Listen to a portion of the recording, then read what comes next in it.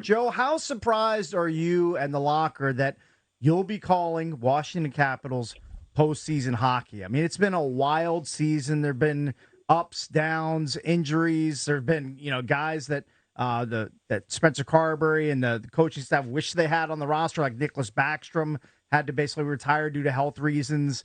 Kuzi's no longer on the team. It's been a wild year, and I think about a month and a half ago, this team had about a 5 or 6% chance of making the playoffs, but due to Ovi catching fire post All-Star break and Charlie Lindgren's play in net, this team willed itself to the second wild card spot. Very improbable, but it's been a fun but at times rocky ride.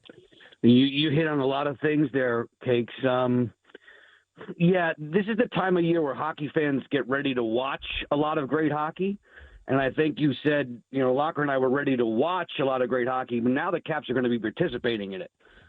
It was unlikely. It was improbable to think about it coming off of, I'd say, Christmas time.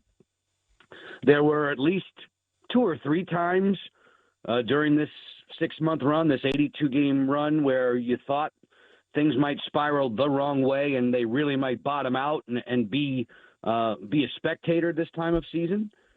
To their credit, and it starts with Spencer at the top and his coaching staff. It starts with the leadership core, those 4 guys who are still here who have Stanley Cup championship blood in their veins, and plus others who really got together and said, hey, we're going to fight. We're not going to go calmly and meekly and just ride it out and see what we can do with regard to draft lottery position. They battled their tails off and found a way, a formula to win close games, rely a bit on a reheated power play, rely a bit on the 30-year-old goalie finding incredible form, rely a bit on perhaps the game's greatest goal scorer of all time, finding his touch. This has been there are a lot of storylines to pick at and pull from, but more than anything, guys, I couldn't be more proud of the way they battled. And they had to, because when you look at what the schedule presented them and where they were, most people would have said, yeah, they'll be watching some really good hockey over the next 8 to 10 weeks. And instead, they're participating in the first 2, and that's fantastic. Let's reflect on Carbery and what he did this year. Last season with Lavi, they had a better roster, right? And earned 11 more points this year than last year. We talked about Backy being gone, Kuzi being gone. What did Carbery bring to the table that wasn't there last year? To let TJ Oshie say it to you, JP, it was the right messages at the right time.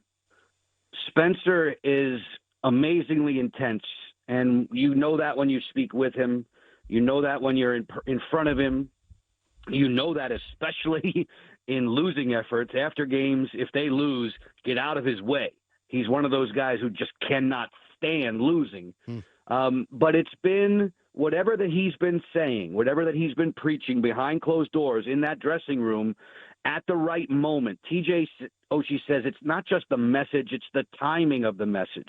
So whatever he's been doing to light a fire at the right time, he's done it. And I think the entire staff deserves credit for it.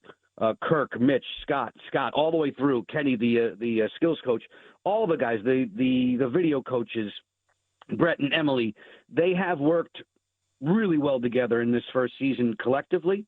They deserve credit for pushing all the right buttons on this team.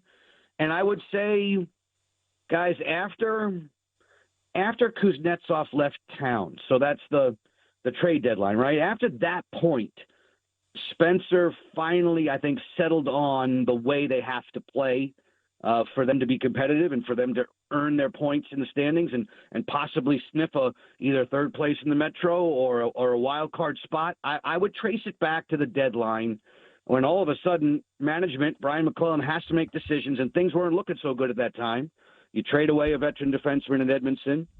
You trade away a prized free agent for next season in Anthony Mantha, and you move Kuznetsov. And all of a sudden now Washington realizes, hey, this is a 2-1 hockey team. We've got to win games 2-1, 3-2. We cannot get into these run-and-gun type matches. And I think that formula, which they used over the last 2 months, is exactly what you're going to need against a team like New York.